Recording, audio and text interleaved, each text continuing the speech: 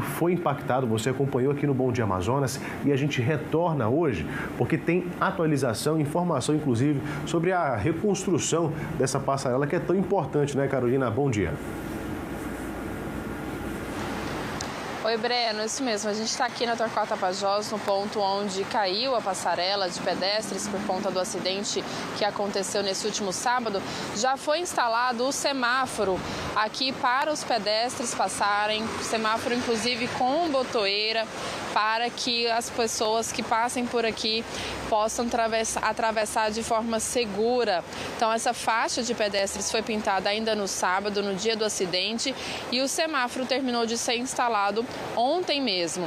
Ainda tem agentes de trânsito orientando os motoristas, já que esse semáforo não existia, né? O pessoal passava, aqui tinha o fluxo livre para passar por aqui na Torquato Tapajós, então os agentes de trânsito ainda estão controlando a situação para evitar qualquer tipo de acidente. Essa situação aconteceu por conta desse acidente no último sábado, em que uma carreta que estava com a altura acima do permitido bateu na passarela de pedestres, fez com que metade da estrutura caísse e ficasse completamente destruída. Duas pessoas que estavam na região ficaram feridas, mas a gente não tem mais informações a respeito do estado de saúde delas. A outra metade da passarela ainda ficou no lugar e a Seminf disse que fez uma avaliação técnica ali, paralela, para saber se tinha condições. Por enquanto, a passarela está com a integridade, não foi comprometida a integridade dessa passarela. E o Instituto Municipal de Mobilidade Urbana, em conversa com a nossa equipe ainda ontem, disse que deve fazer um projeto novo de reconstrução, de reforma, e deve levar pelo menos 6 meses para que essa passarela seja reconstruída. E a gente vai conversar com um especialista em trânsito, que é o Manuel Paiva, para entender sobre o impacto disso. Porque essa era uma via livre, né? Quando eu digo livre, sem o semáforo, então não tinha essa retenção do fluxo para a passagem dos pedestres por conta da passarela. Mas agora, uma previsão aí de pelo menos 6 meses nessa situação de semáforo instalado por aqui. Passa pedestre a todo momento nessa região. Como que isso pode impactar o trânsito numa área que realmente tem um fluxo muito intenso? Manuel, bom dia. Bom dia. Claro que esse grande problema que ele está interrompendo um grande fluxo de veículos que vem da Zona Norte para o centro. Evidentemente que toda manhã existe uma retenção, a velocidade é bem baixa aqui, como nós acompanhamos pelo Waze, é uma velocidade de 12 km, de 10 km por hora. A partir de agora, essa velocidade média vai diminuir em função dessa interrupção, já porque não está tendo uma fluidez normal. Isso é um transtorno para a cidade. Para quem mora na Zona Norte, para quem vem trabalhar fora da Zona Norte e quem vai voltar no fluxo pela parte da tarde. Isso é um transtorno para a cidade. Já é o momento da autoridade municipal se pensar em regulamentar para evitar acidentes como esse. A questão que nós estamos colocando é o dia seguinte, é daqui para frente. Esse não é o primeiro acidente que ocorre com travessia de pedestres. Já tinha acontecido lá na Altaz Mirim, evidentemente que muitas vezes não é noticiado, mas isso é uma preocupação nossa como um ponto negro de acidente. Então, o município cabe agora regulamentar, ajustar essa circulação de veículos, a sua altura, as suas dimensões, para que efetivamente nós possamos orientar o usuário, orientar o motorista, orientar as empresas, para que possam evitar a passagem em pontos negros de acidente. Certo, a gente já tem algumas áreas com restrições para o trânsito de veículos pesados em relação à tonelada desse veículo. Por exemplo, na área central de Manaus, com exceção ali da Lourenço da Silva Braga, também na Mário Ipiranga, no trecho entre Efigênio Salles e Álvaro Botelho Maia. Então, tem alguns pontos da cidade que já existem uma restrição de passagem de veículos pesados, principalmente durante o horário de maior trânsito, né, das 6 horas da manhã até as 8 horas da noite. Breno, você quer fazer alguma pergunta aqui para o Manuel Paiva? Quero sim, Carol. Aproveitando que o Manuel Paiva está com a gente, que é especialista em trânsito, conhece demais as ruas e avenidas da capital amazonense, que sempre está com a gente para falar sobre essa situação. No dia 26 de junho, nós tivemos um caso que envolve a questão da altura permitida, né, na João Valério, em que um caminhão, inclusive você está acompanhando agora as imagens, foi no dia 26, isso ali na João Valério, um caminhão acabou, a mesma coisa, ultrapassando ali o limite permitido, causou um transtorno gigantesco e, inclusive nessa região da rua da João Valério, tinha um limitador de altura, que já colocaram um mais reforçado ainda, com ferro pesado, colocaram iluminação, diversas sinalizações e ainda assim aconteceu o que aconteceu. Isso porque a gente só está falando da João Valério, porque tem entrada também na Rua Pará, saindo do São Jorge para entrar na Rua Pará também acontece sempre. Sempre fica algum caminhão entalado por ali. E agora, nessa situação aqui da Torquato Tapajós, temos essa questão desse caminhão que vinha levando ali maquinários pesados e que estava acima da altura permitida e causou todo esse transtorno. Transtorno para a população da capital, porque o trânsito fica mais devagar. Transtorno para o pedestre, que agora precisa aí ficar atento, né? Porque justamente no horário de pico fica a gente do MMU ali e sempre a atenção é redobrada. Perguntar do Manuel Paiva, Carol, se há algo que se possa fazer a respeito de fiscalização, se faltou fiscalização, se a questão do monitoramento ele pode auxiliar, educação dos motoristas para entender o que de fato, para evitar situações como essa para causar esse transtorno inteiro na cidade, né? Se fiscalização é o suficiente ou precisa abordar os motoristas, se tinha como evitar uma situação como essa. Tá certo. Manuel, a pergunta do Breno em relação a essa quantidade de acidentes que vem acontecendo, principalmente ali na região da João Valério, onde tem aquele limitador de altura quando vai para a Avenida São Jorge, né? Que no dia 26 aconteceu mais um acidente, não foi o primeiro, com o limitador de altura em que um caminhão bateu naquele limitador. O que pode ser feito em relação a isso para evitar que mais acidentes aconteçam? Se trata só de intensificar uma fiscalização, se trata de educação dos motoristas ou até mesmo, como a gente estava conversando antes, a questão de oferecer rotas alternativas. Qual que é o trabalho que a Prefeitura deve fazer para evitar que acidentes como esse voltem a se repetir, principalmente nesses pontos em que já é corriqueira essa situação? Já é frequente essa área, ou seja, e já passa numa visão da engenharia de tráfego, existe um ponto a ser estudado.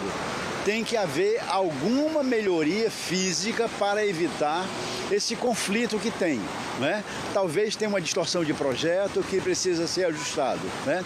Mas paralelamente a isso, o processo de indicação, o processo de educação, informação, ele é o melhor caminho.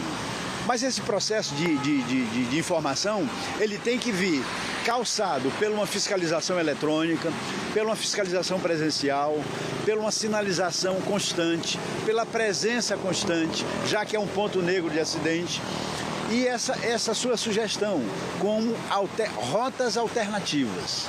As rotas alternativas, elas devem ser orientadas pelo poder público, elas devem ser informadas aos profissionais, tanto os autônomos como das empresas transportadoras, para que ela tenha opção. Por exemplo, esse movimento de leste-oeste nunca aconteceu nenhum problema na Darcy Vargas. Aquela passagem de nível passa tranquilamente. A Darcy Vargas pode ser uma alternativa. A Avenida Brasil pode ser uma alternativa, já que ela vem pela Avenida Brasil até o Boulevard Álvaro Maia e pode ir para a zona oeste da cidade sem problema nenhum, se evitando por isso passar num momento como esse, que tem um problema grave, já que é um problema frequente, já que efetivamente já passou do limite de tolerância da imprudência. Não é mais imprudência somente, na realidade é uma falta de informação, uma falta de alternativa locacional para que a carga, que é importante para o polo industrial, que nós precisamos sim tratar de uma maneira diferenciada como a nossa carga, que atende ao comércio, que atende aos serviços, que atende à indústria, que atende ao setor de transporte, possa ter segurança viária e fluidez no trânsito. Tá certo. E essa questão da sinalização já desde antes, né? Nesse trajeto que esse motorista faz, porque não adianta o motorista chegar, se deparar ali e falar que você não passa, mas como é que ele vai retornar daquele ponto, né? Então, precisa ter uma sinalização maior ao longo da cidade toda, antecipada e com opção de desvio. Esse é que é mais importante, né? O nosso sistema viário ele é muito limitado. Ele precisa sim ter uma opção de desvio para que o motorista do veículo pesado ele tenha o mínimo de pontos de fuga para que ele possa evitar, para que ele não possa trazer transtornos como está trazendo para a cidade. A cidade vai perder hoje. Nós estamos na principal via da cidade. A cidade vai atrasar, as pessoas vão chegar mais atrasadas, as pessoas vão ficar mais irritadas. O trânsito vai ser mais estressante. Na realidade, quem diz que nós nos acostumamos com isso é mentira. Nós não suportamos ficar no engarrafamento. Nós não estamos acostumados com isso. Tá certo, Manuel. Muito obrigada. Eu desconheço quem goste de ficar preso no engarrafamento.